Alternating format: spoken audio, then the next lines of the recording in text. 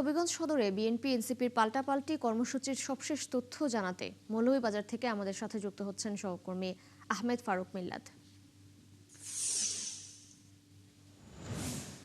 মিল্লাদ, আজ শহরের পরিস্থিতি কেমন দেখছেন? এনসিপি নেতারা কোথায় অবস্থান করছেন? এবং আমরা জানি আজ তাদের সিলেটের গোপালগঞ্জ যাওয়ার কথা। এর আগে আর কোনো কর্মসূচি তাদের আছে কিনা জানাবেন। দিশা, আপনাকে ধন্যবাদ। সর্বশেষ পরিস্থিতি হচ্ছে তারা মৌলভীবাজারের সার্কিট হাউসে তারা অবস্থান করছেন। গতকালকে দিনভর হবিগঞ্জে আমি নিজেও ছিলাম। হবিগঞ্জে 144 জারি করা হয়েছিল এবং হবিগঞ্জের পরস্পর পাল্টাপাল্টি কর্মসূচির কারণে, কিন্তু সেই কর্মসূচি হয়নি এবং ওনারা নানা বাধার মুখে হবিগঞ্জ পৌঁছতে পারেননি। ওনারা মৌলভীবাজারের শ্রীমঙ্গল হয়ে ওনারা হবিগঞ্জ যেতে চেয়েছিলেন, কিন্তু হবিগঞ্জের রশিদপুর, মুছাই, কামাইছড়াতে ওনারা পুলিশ নিরাপত্তা স্বার্থে ওনাদের আটকে দেয়।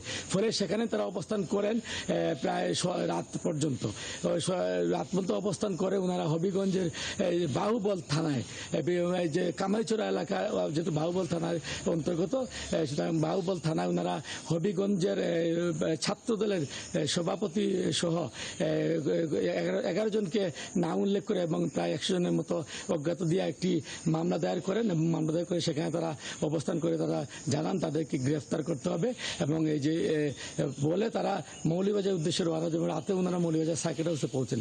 আমি মৌলভীবাজারের এনসিপির যুগ্ম যে আহ্বায়ক আছেন ইয়াসান জাকারিয়া, ওনার সাথে আমি কথা বলেছিলাম। উনি আমাকে জানিয়েছেন তারা আজকে সকাল 10টা অথবা 11টার দিকে তারা সিলেটের গোলাপগঞ্জের উদ্দেশ্যে রওনা দেবেন। এর আগে মৌলভীবাজার তাদের কোনো কর্মসূচি নেই।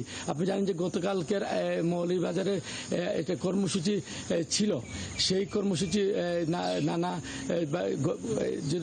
হবিগঞ্জের ঘটনার পর গতকালকে মৌলভীবাজার কর্মসূচি রাজনগর কুলাউড়া সেটিও বাতিল করা হয়েছিল এবং তারা হবিগঞ্জে বিক্ষোভ সমাবেশ দিয়েছিলেন, কিন্তু তারা হবিগঞ্জ পৌঁছতে পারেননি।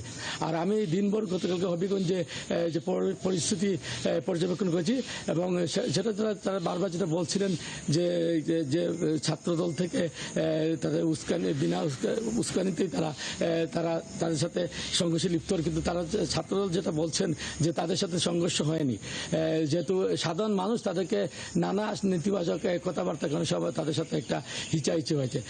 সবকিছু মিলে বলা যেতে পারে আজকে তারা গোলাপগঞ্জ চলে যাবেন সকাল 10টা অথবা 11টার দিকে। মৌলভীবাজার কোনো কর্মসূচি থাকবে না। এই পর্যন্ত ছিল মৌলভীবাজার থেকে সর্বশেষ।